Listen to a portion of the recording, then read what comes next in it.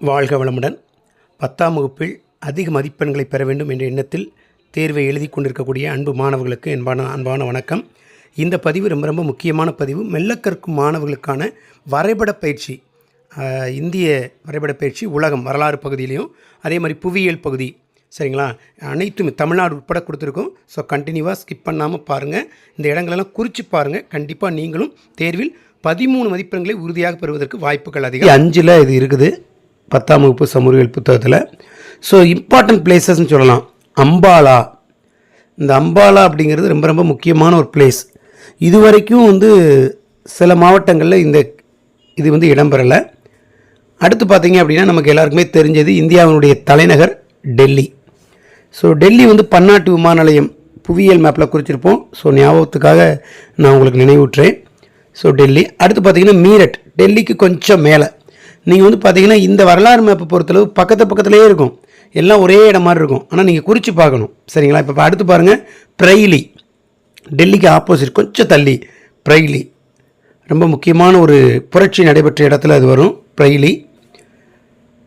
இந்த மீரட்டு, பிரைலி, டெல்லி இதெல்லாம். அடுத்து ஆக்ரா. ஆக்ரா ரொம்ப முக்கியமான ஒரு பிளேஸ், சரிங்களா. ஆக்ரா நதிக்கரையில் தான் அந்த தாஜ்மஹால் இருக்கிறத வரலாறு உங்களுக்கு தெரியும். ஸோ ஆக்ரா. அடுத்து லக்னோ ஒப்பந்தம் ரொம்ப முக்கியமான ஒரு ஒப்பந்தம். ஸோ அது அந்த லக்னோ பிளேஸ் பார்த்துக்கோங்க. அதே நேரத்தில் பார்த்தீங்க அப்படின்னா கான்பூர் ரொம்ப முக்கியமான ஒரு பிளேஸ். இதுவும் புரட்சி நடைபெற்ற இடத்துல வரும். இந்த கான்பூரில் தான் மனித செயற்கை அந்த உடல் பாகங்கள் தயாரித்து விற்பாங்க இங்கே கான்பூரில். அடுத்து அலகாபாத்னோடனே நமக்கு நேரு பிறந்த இடம் தான் ஞாபகத்துக்கு வரும். ஸோ அலகாபாத் முக்கியமான ஒரு பிளேஸ். அடுத்து பார்த்தீங்க அப்படின்னா பனாரஸ்னாலே பட்டு தான் டக்குன்னு ஞாபகத்துக்கு வருது, பட்டு. ஸோ பனாரஸ். ஸோ அடுத்து ரொம்ப முக்கியமான பிளேஸ், புரட்சி முதலில் வெடித்த இடம் பாரக்பூர்பாங்க. பாரக்பூரில் தான் அந்த மங்கள் பாண்டியன் சொல்லக்கூடிய காலாட்படை வீரர் முதல்ல ஆங்கிலேயரை துப்பாக்கியால் சுற்றிருப்பார். ஸோ அதற்காக அவர் தூக்கிலிடப்பட்டிருப்பாங்க. அடுத்து அரபிக்கடல், நமக்கு எல்லாருக்குமே தெரியும், இடது பக்கத்தில் மேற்கே இருக்குது அரபிக்கடல். அதே மாதிரி வங்காள விரிகுடா, அது கிழக்கு இருக்குது, ரைட் சைடு. ஸோ அதுபோக கீழே இந்திய பெருங்கடல். இது உலக வரைபட பயிற்சியின் மிக முக்கியமாக கேட்கப்படக்கூடிய இடங்களை நம்ம பார்க்க இருக்கிறோம். ஸோ 6 வரைபடங்களில் நம்ம ஒரு 5லிருந்து 6 இடங்கள் குறிச்சிருக்கோம். ஸோ மாணவர்கள் ஒரு தடவைக்கு 2 தடவை முழுமையாக பாருங்கள். தனித்தனியாக உங்களுக்கு குறித்து காட்டப்பட்டிருக்கும். அதை நீங்கள் குறித்து பார்க்கணும். வரைபட பயிற்சி ஒரு empty map, outline world map எடுத்து வச்சு இந்த இடங்களெல்லாம் கரெக்டாக குறித்து பாருங்கள். ஸ்கிப் பண்ணாமல் பாருங்கள். அப்போ தான் உங்களுக்கு தெளிவாக புரியும், சரிங்களா. பேசிக்காகவே 6லேருந்தே நம்ம பார்த்துருப்போம். 5 பெருங்கடல்கள், 7 கண்டங்கள். அது கண்டிப்பாக தெரியணும். என்னடா 10th வந்திருக்கோம், இதெல்லாம் போய் சொல்லித்தராங்கன்னு நினைக்கக்கூடாது. இதுவே தெரியாமல் நம்ம முக்கியமான இடங்களை குறித்து ஃபுல் மார்க் வாங்கி பிரயோஜனம் இல்லை. ஸோ அப்போ 7 கண்டங்கள், 5 பெருங்கடல்கள் பாருங்கள். வட அமெரிக்கா, கீழே தென் அமெரிக்கா, ஆப்பிரிக்கா, ஐரோப்பா, ஆசியா, ஆஸ்திரேலியா, அண்டார்டிகா. அதே மாதிரி 5 பெருங்கடல்கள் பார்த்துருப்பீங்க, உங்களுக்கு தெரியும். பசிபிக் பெருங்கடல், அட்லாண்டிக் பெருங்கடல், இந்திய பெருங்கடல், ஆர்டிக் பெருங்கடல், தென் பெருங்கடல்னு சொல்லி பார்த்துருப்போம். ஸோ அடுத்து ரொம்ப முக்கியமான நாடுகள் 5. ஃபஸ்ட் ஒன் ஜெர்மனி, முதலுலகப் போர் உருவாக்க காரணமான நாடு ஜெர்மனி. அடுத்து ஃப்ரான்ஸ், இங்கிலாந்து, சீனா, ஜப்பான். ரொம்ப முக்கியமான இடங்கள் இதெல்லாம். ஜப்பான் ரொம்ப முக்கியமான பிளேஸ், சரிங்களா. உண்மையில் கேட்பாங்க, முதலுலகப் போரின் போது வல்லரசாக எழுச்சி பெற்ற நாடு ஜப்பான். ஜெர்மனி தான் முதலுலகப் போர் உருவாக்க காரணம். ஸோ அடுத்து நம்பர் 3 என்ன அப்படின்னா இத்தாலி. இதெல்லாம் ரொம்ப முக்கியமான பிளேஸ். கிரீஸ், துருக்கி, செர்பியா, இந்தியா. நம்முடைய நாடு இந்தியா. செர்பியா இந்த உடனடி காரணத்தில் வரும். செர்பிய நாட்டு தீவிரவாத இளைஞன் ஒருவனால் ஆஸ்திரிய பட்டத்திலரசர் சுட்டுக் கொல்லப்படுவார்னு சொல்லி பார்த்துருப்பீங்க. ஸோ அது உடனடி காரணத்தில் அந்த நாடு வரும், அதனால் பாருங்கள். இத்தாலி ரொம்ப முக்கியமான ஒரு நாடு, சரிங்களா. துருக்கி அதே மாதிரி மைய நாடுகள். ஸோ அடுத்து 4வது இதில் கனடா ரொம்ப முக்கியமான ஒரு பிளேஸு. இந்த ஹாஸ்பிட்டல் சீட் அதிகமாக உற்பத்தி ஆகிற இடம் கனடா தான், கிடைக்கக்கூடிய இடம். அதே மாதிரி இங்கிலாந்து ரொம்ப முக்கியமானது. இங்கிலாந்து நம்மலாம் கிட்டத்தட்ட 347 வருஷம் ஆட்சி செஞ்சுருக்கான், சரிங்களா, வணிகத்துக்காக வந்தவன். மொராக்கோ மிக சிறிய நாடு மொராக்கோ. அதுமாதிரி ஆஸ்திரிய ஹங்கேரி ரொம்ப முக்கியமானது. சரிங்களா? ஆஸ்திரேலியா ஹங்கேரி உலகப்போருக்கு. அதே மாதிரி கிரோசிமா ஜப்பானில் கீழ்ப்பகுதியில் கொஞ்சம் மேலே தள்ளி குறிச்சிங்கன்னா கிரோசிமா, கடைசியாக குறிச்சிங்கன்னா நாகசாகி. அடுத்த மேப்பில் அதை காமிச்சிருப்பேன். அதுமாதிரி ஆஸ்திரேலியாவுக்கு ரைட் சைடில் கீழே நியூசிலாந்து, அது ஒரு தீவு. ரொம்ப முக்கியமான ஒரு இடங்கள் இதெல்லாம். ஸோ ஹிரோசிமா ஜப்பான் கேட்கலைன்னா கிரோசிமான்னு கேட்கலாம், ஜப்பான் கேட்கலாம், அல்லது கிரோசிமாவுக்கு கீழே குறிச்சிங்கன்னா அதான் நாகசாகி. ஜப்பானில் இருக்கக்கூடிய முக்கிய நகரங்கள். அமெரிக்கா இதன் மீது தான் கொண்டு வீசியது. சரிங்களா? 5வது வரைபட பயிற்சி எது அப்படின்னா டென்மார்க். ரொம்ப முக்கியமான இடங்க, அதான் நான் ரவுண்ட் பண்ணி காமிச்சிருக்கேன். ஜெர்மனி இதுக்கு கீழே குறிப்போம், அதுக்கு மேலே ஒரு இது இருக்கும் டென்மார்க்கு. அதுமாதிரி பெல்ஜியம், ஜெர்மனிக்கு இடது பக்கம் கீழே இறக்கி குறிக்கணும். அதுமாதிரி போலந்து ஜெர்மனியுடைய வலது பக்கம் கொஞ்சம் தள்ளி, இங்கே தான் ஆஸ்திரேலியா ஹங்கேரியும் பக்கத்தில் வரும், கொஞ்சம் கவனமாக குறிங்க. அதுமாதிரி பல்கேரியா ரொம்ப மிகச்சிறிய நாடு. பல்கேரியாவும் உலகப்போரில் அந்த ஜெர்மனியை பங்கிட்டு கொண்டது. சரிங்களா? அடுத்து பிரேசில், தென் அமெரிக்காவில் இருக்கக்கூடிய ஒரு முக்கியமான இடம் பிரேசில். ஸோ ரொம்ப முக்கியமான பகுதிகளை தான் நம்ம பார்த்துக்கிட்டு இருக்கோம். 5வது வரைபடத்தில் 5 இடங்கள் பார்த்துருக்கோம். இதெல்லாம் அடிக்கடி கேட்பாங்க அப்படிங்கிறத விட ரேராக கேட்பாங்க. இப்போ போலந்து கேட்டால் குறிக்க தெரியாது, அதுமாதிரி பெல்ஜியம் கேட்டால் நிறைய மாணவர்களுக்கு குறிக்க தெரியாது, பல்கேரியா குறிக்க தெரியாது. ஸோ இதுக்கு தெளிவாக நம்ம காமிச்சிருக்கோம். அதனால் நீங்கள் குறித்து பாருங்கள். புத்தகத்தை வச்சே இது எடுக்கப்பட்டது, எந்த கைடையும் பயன்படுத்தலை. சரிங்களா? நீங்கள் குறித்து பார்த்தா தான் உங்களுக்கு தெரியும். ஏன்னா பக்கத்தில் வரக்கூடிய நாடுகள் இதெல்லாம். சரிங்களா? ஸோ அடுத்த 6வது வரைபடத்தில் நம்ம பார்க்க இருக்கிறது என்ன அப்படின்னா சவுதி அரேபியா. ஒரு ஃபுட்டு மாதிரி, ஒரு கால் மாதிரி வந்திருக்கு பாருங்கள், கால் பகுதி மாதிரி.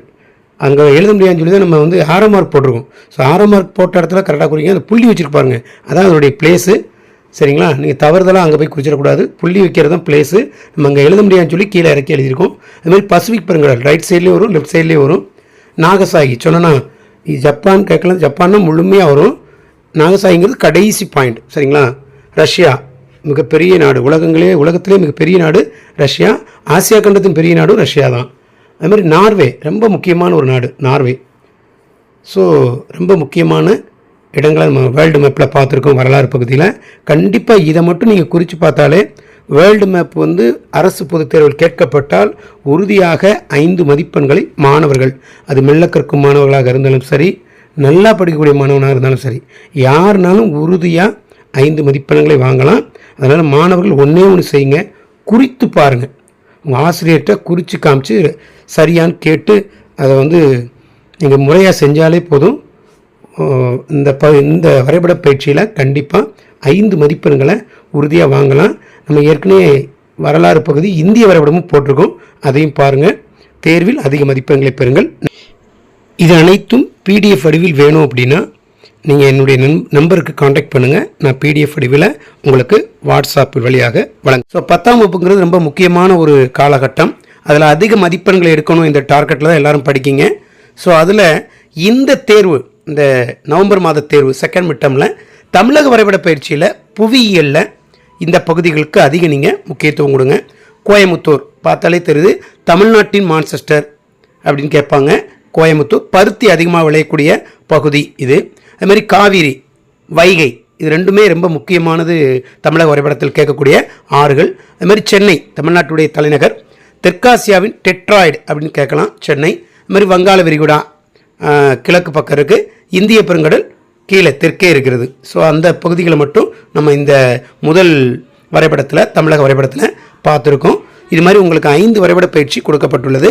மாணவர்கள் முழுமையாக இதை குறித்து பாருங்கள். நீங்கள் பார்க்குறத விட குறித்து பார்க்கணும். ஸோ அடுத்த பகுதி என்ன அப்படின்னா மெல்ல கற்கும் மாணவர்கள் மட்டும் இல்லை, எல்லாரும் பார்க்கலாம் அப்படின்னு சொல்லியிருக்கேன். மண் வகைகள் கொடுத்துருக்கோம் பாருங்கள். இந்த மண் வகைகளை டிஃப்ரெண்ட் காட்டியிருக்கேன். இப்போ மேலே ஃபஸ்ட் ஒன் சரளை மண் குறிச்சிருக்கேன். அது காஞ்சிபுரம் மாவட்டத்தில் இருக்குது. அதுமாதிரி வண்டல் மண்ணாலே இந்த தஞ்சாவூர் இந்த மாதிரி மாவட்டத்தில் அதிகமாக தஞ்சாவூர்லாம் காணப்படுது. அதுமாதிரி கரிசல் மண் உங்களுக்கு கோயமுத்தூர் பருத்தி அதிகமாக விளையும். அதுமாதிரி செம்மண் ராமநாதபுரம், அதே நேரத்தில் சிவகங்கை மாவட்டத்தில் இந்த செம்மண் அதிகமாக காணப்படுது. ஸோ நான் அதேமாதிரி உவர்மண் கொடுத்துருக்கேன். உவர்மண் எங்கே அதிகமாக காணப்படுதுன்னா வேதாரண்யம், நாகப்பட்டினம் வேதாரண்யத்தில் உவர்மண் அதிகமாக காணப்படுது. ஸோ 5 வகையான மண் வகைகளை இந்த 2வது தமிழக வரைபடத்தில் நம்ம பார்த்துருக்கோம். ஸோ திசைகள் குறிக்க மறந்துடாதீங்க. லெஃப்ட் சைடில் நான் திசைகள் குறிச்சிருக்கேன். மேலே வடக்கு, கீழே தெற்கு, வலது பக்கம் கிழக்கு, இடது பக்கம் மேற்கு. அடுத்து பார்த்தீங்க அப்படின்னா அந்த மண் வகைகள் பார்த்தோம். மண்வகைகள் விளையக்கூடிய பயிர்கள் பார்க்கணும். பாருங்கள், தேயிலை நீலகிரியில் அதிகமாக விளையும். அதுக்கு சிம்பிள் வந்து இலை மாதிரி உங்கள் புத்தகத்தில் போட்டிருக்காங்க. அதுமாதிரி பருத்தினாலே நான் ஏற்கனவே சொன்னேன், கோயம்புத்தூர், கோவை பருத்தி நெசவாலைகள் அதிகமாக தமிழ்நாட்டில் காணப்படுது. அதுமாதிரி பக்கத்தில் நெல் வந்து எல்லா இடத்துலையும் தஞ்சாவூர்லேயும் போடலாம். ஸோ நான் அங்கனக்குள்ளே உங்களுக்கு போட்டிருக்கேன், உங்களுக்கு ஞாபகத்தில் இருக்கிறதுனால. நெல் ஏதாவது ஒரு இடத்துல குறித்தா போதும், எல்லா இடத்துலையும் மாணவர்கள் குறிக்கணும்னு அவசியம் இல்லை, ஒரு இடத்துல தெளிவாக குறிங்க. அதுமாதிரி காப்பி பார்த்துக்கோங்க, பழனி குன்றுகளில் காப்பி கிடைக்கும், அதனால் பழனி குன்றுகளில் நான் வந்து காப்பி மென்ஷன் பண்ணியிருக்கேன். கரும்பு வந்து நீங்கள் புதுக்கோட்டை, தஞ்சாவூர் பகுதிகளில் அதிகமாக விளையும். ஸோ நான் அதை மென்ஷன் பண்ணி காமிச்சிருக்கேன். புதுக்கோட்டை கொஞ்சம் கீழே இறக்கி குறிச்சிருக்கேன். அதே மாதிரி ரப்பர், கன்னியாகுமரி மாவட்டம் கீழே லாஸ்ட்டாக இருக்குது பாருங்கள், ரப்பர். ஸோ கன்னியாகுமரி மாவட்டத்தில் நம்ம அதை குறிச்சிருக்கோம். ஸோ 4வது வரைபட பயிற்சியாக நம்ம பார்க்க இருக்கிறது என்ன அப்படின்னா, முக்கியமான இடங்கள் பழனி குன்றுகள். பாருங்கள், டார்க்காக நான் குறிச்சிருக்கேன் பழனி குன்றுகள், இங்கே தான் காப்பி விளையின்னு பார்த்தோம். அதே மாதிரி இந்திரா காந்தி வனவிலங்கு சரணாலயம், பேரை மென்ஷன் பண்ணியே கேட்பாங்க. வனவிலங்கு சரணாலயம் ஏதேனும் ஒன்று குறினா நீங்கள் குறிக்கலாம். இப்போ பாருங்கள், நெல்லையில் குறிச்சிருக்கோம் பாருங்கள், வனவிலங்கு சரணாலயம் அப்படின்னு போட்டிருக்கேன். அதே நேரத்தில் இங்கே நீங்கள் என்ன பண்ணலாம், இந்திரா காந்தின்னு கேட்டால் இந்திரா காந்தின்னு எழுதணும். ஸோ 3 நம்ம பார்த்துருக்கோம். அதுமாதிரி சோழமண்டல கடற்கரை ரைட் சைடில் கிழக்கு பக்கம் மங்களூரில் அந்த கடற்கரையை ஒட்டி போடணும், சரிங்களா? கடலுக்குள்ளேயும் போட்டக்கூடாது. சோழமண்டல கடற்கரை நான் எழுதியிருக்கேன், மென்ஷன் பண்ணியிருக்கேன் பாருங்கள். அது மாதிரி மேலே பார்த்தீங்க அப்படின்னா பழவேற்காடு பறவைகள் சரணாலயம், சரிங்களா? அந்த பழவேற்காடு ஏரின்னு கேட்டாலும் நீங்கள் அங்கேயே குறிக்கலாம். ஸோ ரொம்ப முக்கியமான 5 இடங்களை இந்த பகுதியில் பார்த்துருக்கோம். ஸோ 5வது வரைபட பயிற்சியாக, தமிழக வரைபட பயிற்சியாக நம்ம பார்க்க இருக்கிறது அணைக்கட்டுகள், பல்நோக்கு திட்டங்கள்னு சொல்லுவாங்க. 2 மார்க்கில் 5 மார்க்கில் இருக்குது. ஸோ அணைக்கட்டுகளில் பார்த்தீங்க அப்படின்னா பவானி சாகர், அந்த இதில் பார்த்தாலே ஃபஸ்ட் ஒன்று இருக்குது லெஃப்ட் சைடில். அடுத்து அதுக்கு மேலே மேட்டூர் இருக்குது, மேட்டூர் அணை. அதுக்கு மேலே சாத்தனூர் டேம் குறிச்சிருக்கோம். அதுக்கு மேலே பார்த்தீங்கன்னா செம்பரம்பாக்கம் ஏரி, சென்னையில் இருக்குது செம்பரம்பாக்கம் ஏரி, முக்கியமான ஏரி. அடுத்து கீழே பார்த்தீங்க அப்படின்னா முல்லைப்பெரியாறு அணை ரொம்ப முக்கியமான ஒன்று. கேரளா கர்நாடகத்துக்கும் ரொம்ப பிரச்சனையான ஒரு அணை முல்லைப்பெரியாறு அணை. அடுத்து முல்லைப்பெரியாறு அணைக்கு பக்கத்திலேயே வைகை அணை. ஸோ இந்த 5 அணைகளில் கண்டிப்பாக ஒரு அணை உறுதியாக கேட்பதற்கு, தமிழக வரைபடத்தில் கேட்பதற்கு வாய்ப்புகள் அதிகம். இதை நீங்கள் வந்து ஆனுவல் எக்ஸாமுக்கே, அரசு பொதுத் தேர்வுக்கே நீங்கள் பயன்படுத்தலாம். அரையாண்டு தேர்வுலையும் எதிர்பார்க்கலாம். ஏன்னா அரையாண்டு தேர்வில் ஜியாகிரபி பகுதியில் 8 மதிப்பெண்களை இது வருது. ஸோ தமிழ்நாடு அல்லது இந்தியா கேட்கலாம். இந்த வட்டம் தமிழ்நாடு தான் கண்டிப்பாக வரும் அப்படின்னு நான் நினைக்கிறேன். ஸோ தேர்வில் அதிக மதிப்பு பெறணும் அப்படின்னா நீங்கள் ஒரு தடவைக்கு 2 தடவை இந்த வீடியோவை போட்டு பாருங்கள், குறிப்பெடுத்து வச்சு நீங்கள் வந்து குறித்து பாருங்கள். இந்த வரைபட பயிற்சினாலே கண்டிப்பாக குறித்து பார்க்கணும். பென்சில்கிட்ட குறித்து பாருங்கள். நான் உங்களுக்கு தெரியணுங்கிறதுக்காக பென்னிட்ட எழுதியிருக்கேன். ஸோ பென்சில்கிட்ட குறிங்க, திசைகள் குறிக்க மறந்துடாதீங்க. உங்களுடைய ஆசிரியர்கள் இதை தாண்டி வேறு என்ன முக்கியமான இடங்கள் சொன்னாங்களோ தமிழக வரைபட பயிற்சியில், அதையும் நல்லா குறித்து பாருங்கள். ஒரு நாளைக்கு 5 மட்டும் குறித்து பாருங்கள், ரொம்ப முக்கியமான இடங்கள். இது அனைத்து மாணவர்களுக்கும் இது வந்து பயனுள்ள பதிவு அப்படின்னு நான் நினைக்கிறேன். பார்த்தீங்க அப்படின்னா இந்திய வரைபட பயிற்சியில் புவியியல் பகுதியில் 10 இடங்களாக ஒரு 40 இடங்கள் மெல்ல கற்கும் மாணவர்களுக்காக பார்க்க இருக்கிறோம். இதில் பார்த்திங்கன்னா ஆறுகள், ரொம்ப முக்கியமான ஆறுகள். கோதாவரி, கிருஷ்ணா குறிச்சிருக்கோம், பார்த்தா தெரியுது. அதே மாதிரி வண்டல் மண் பகுதி பார்க்குறோம். அது மாதிரி பாமீர் முடிச்சு மேலே குறிக்கணும், இந்தியாவுடைய தலைப்பகுதி மேலே அந்த சைடில் குறிக்கணும், பாமீர் முடிச்சு நான் எழுதியிருக்கேன். ஸோ அடுத்து பார்த்திங்க அப்படின்னா இந்த பகுதி வந்து பருத்தி விளையக்கூடிய பகுதி, அந்த மகாராஷ்டிரா ஃபுல்லாக வரும், சரிங்களா? பருத்தி விளையக்கூடியது. அங்கே தான் கரிசல் மண்ணும் இருக்குது, நல்லா தெரிஞ்சு வச்சுக்கோங்க. மாலவ பிடவுமையும் அங்கனுக்குள்ளே குறிச்சிருக்கோம் நம்ம. அடுத்து மும்பைகை, எண்ணெய் வயல்னு கேட்பாங்க. அடுத்து மலபார் கடற்கரை, லெஃப்ட் சைடில் மேற்கு அந்த அரபிக்கடலில் வரும், ஒட்னாப்பில் கீழே குறிக்கணும் மலபார் கடற்கரை. அடுத்து பார்த்திங்க அப்படின்னா கொள்ளேரி ஏரி, ஒரு முக்கியமான ஏரி. அடுத்து காவேரி ஆறு பார்த்துருக்கோம், கிருஷ்ணா, கோதாவரி பார்த்துருக்கோம். ஸோ 10 இடங்கள் இந்த வரைபடத்தில் நம்ம பார்த்துருக்கோம். ஸோ அடுத்த வரைபடத்தில் இன்னொரு 10 இடங்களாக நம்ம பார்க்க இருக்கிறது. இதில் பார்த்திங்க அப்படின்னா செம்மண் இருக்குது. ஃபஸ்ட் ஒன் பார்த்திங்கன்னா பக்ரானங்கல் அணை மேற்புறத்தில் குறிச்சிருக்கோம். அதே மாதிரி கரிசல் மண், போனோட்ட பருத்தி விளையும் பகுதியும் பார்த்தோம்ல, அந்த இடம் தான் கரிசல் மண் பகுதி, அதிகமாக காணக்கூடிய பகுதி. அடுத்து விந்திய மலைத்தொடர், அந்த நர்மதா ரிவருக்கு மேலே விந்திய மலைத்தொடர் வரும், கரிசல் மண், அதை நம்ம பார்க்குறோம். அடுத்து கட்சி வளைகுடா, 2வது பெண்டு கட்சி வளைகுடா. அதே மாதிரி பார்த்திங்கன்னா மன்னார் வளைகுடா, இது பார்க்குறது வந்து மலபார் கடற்கரை ரைட் சைடில் இருக்குது. மலபார் கடற்கரை லெஃப்ட் சைடு நம்ம பார்த்தோம் போனதில். இதில் வந்து சோழமண்டல கடற்கரை, அதுக்கு மேலே பார்த்திங்கன்னா விசாகப்பட்டினம் குறிச்சிருக்கோம். அதுக்கு மேலே மகாநதி ரிவர் இதில். சரிங்களா? ரொம்ப முக்கியமாக இந்த மேற்கு வங்காளத்தை சுற்றி சணல் விளையக்கூடிய பகுதியை நம்ம பார்த்துருக்கோம். அதுமாதிரி தேயிலை விளையும் பகுதி மேலே பார்க்குறோம் அந்த அஸ்ஸாம் பகுதியில். ஸோ இதில் 10 இடங்களை நம்ம பார்த்துருக்கோம். கட்ச் வளைகுடா இது. சரிங்களா? ஸோ 10 இடங்கள் ரொம்ப ரொம்ப முக்கியமான இடங்களை நம்ம இந்த வரைபடத்தில் மெல்லக்கற்கு மாணவர்களுக்காக பார்த்துருக்கோம். அடுத்து பார்த்தீங்க அப்படின்னா அடுத்து ஒரு 10 டெக்கான். ஃபஸ்ட் ஒன் பார்க்குறது பன்னா, உயிர்கோள பெட்டகம்னு சொல்லுவாங்க. பன்னான்னு சொல்லி டைரெக்டாக கேட்கலாம். அடுத்து மலைமண், செம்மண் பார்த்தோம், வண்டமண் பார்த்தோம், கரிசமண். இப்போ மலைமண். சரியா? மலைக்காடுகளும் இங்கே தான் வரும். அடுத்து பார்த்திங்கன்னா பாலைமண், டெசர்ட் சாயில்னு சொல்லுவாங்க, அல்லது தார் பாலைவனம்னு சொல்லலாம். அது மாதிரி கோதுமை களஞ்சியம், கோதுமை அதிகமாக விளையக்கூடிய பகுதி பஞ்சாப். அதை அந்த ரெண்டுக்கும் நடுவில் நம்ம பார்க்குறோம். தார் பாலைவனத்துக்கும் மலைமண்ணுக்கும் இடையில் அந்த கோதுமை விளையக்கூடிய பகுதி. அடுத்து அந்த தார் பாலைவனுக்கு எதிர்த்தாப்பில் ஆரவள்ளி மலைத்தொடர், ரொம்ப முக்கியமான பழமையான மலைத்தொடர். அது மாதிரி நர்மதா மேலே குறித்தோம், அதுக்கு கீழே கொஞ்சம் தள்ளி குறிச்சிங்கன்னா தபதி ரிவர். சரிங்களா? ரொம்ப முக்கியமானது. அதுமாதிரி காம்பே வளைகுடா, ஃபஸ்ட்டு பெண்டிங், இந்தியாவுடைய ஃபஸ்ட்டு பெண்டிங் காம்பே வளைகுடா. ஸோ இது ரொம்ப முக்கியமான பிளேஸ் பண்ணாதனால். அது பாரதீப், ஒரு துறைமுகம். விசாகப்பட்டினமும் துறைமுகம் தான், கப்பல் கட்டும் தளம் கேட்பாங்க. பாரதீப் ஒரு முக்கிய துறைமுகம். லாஸ்ட்டில் பார்த்தீங்கன்னா பாக்னீர் சந்தி. அதுமாதிரி தக்கான பீடபூமி அல்லது டெக்கான் பிளாட்டியூன்னு சொல்லுவாங்க. மாணவர்களே, அடுத்த 10 என்ன பார்க்குறோம் அப்படின்னா இந்த பகுதியில் ரொம்ப முக்கியமான இடங்கள் 10 இடங்கள். இதுலேயும் பார்த்திங்கன்னா சோட்டானபுரி பீடபூமி இருக்குது, கங்கை சமவெளி இருக்குது. அதே மாதிரி டெல்லி குறிச்சிருக்கோம், பன்னாட்டு விமான நிலையம். அடுத்து சென்னை பன்னாட்டு விமான நிலையம், ஆசியாவின் டெட்ராய்டுன்னு சொல்லலாம், டெட்ராய்டு அப்படி சொல்லுவாங்க. அது மாதிரி மன்னார் வளைகுடா நம்ம குறிச்சிருக்கோம் கீழே. இந்தியா அந்த பெண்டு, சரிங்களா? முதல் பெண்டு, அதில் மன்னார் வளைகுடா பார்த்தாலும் உங்களுக்கு தெரியும். அது மாதிரி மும்பை ரொம்ப முக்கியமான ஒரு இடம், பன்னாட்டு விமான நிலையம்னு சொல்லலாம். அது மாதிரி சாத்புரா மலைத்தொடர், 7 மடிப்பு மலைத்தொடர்னு கேட்பாங்க, சாத்புரா மலைத்தொடர். அது மாதிரி நர்மதை ரிவர், ரான் ஆஃப் கட்ச் ரொம்ப முக்கியமான ஒரு பிளேஸு. தார் பாலைவனம் குறிச்சிருக்கும். சரிங்களா?